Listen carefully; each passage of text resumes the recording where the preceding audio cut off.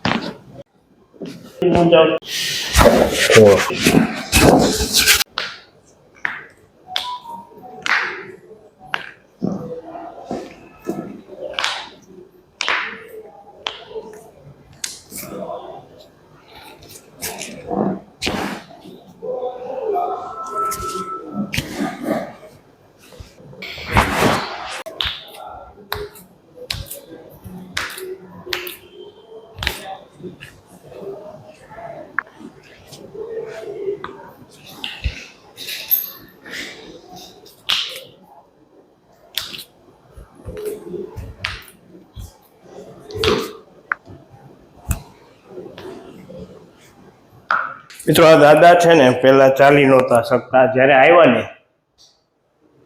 ત્યારે ખૂબ તકલીફ.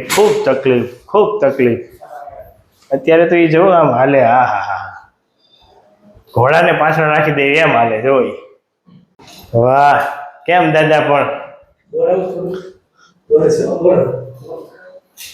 રેડી? હવે તો હાવ આમ કામકાજ તમારું સાહેબ બહુ રેડી.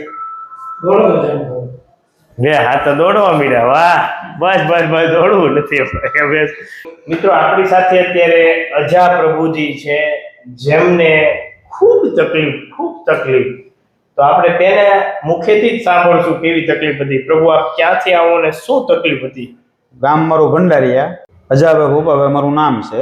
ને મને મણકા કહી જાય એવું ડૉક્ટર સાહેબે કીધું. 4 દવાખાના ફર્યો, કોઈ દુખાવો બંધ થતો નહોતો. પછી તમારું નામ સાંભળ્યું અને અમે અહીંયા આવ્યા કે ભાઈ સાહેબનું કામ સારું છે.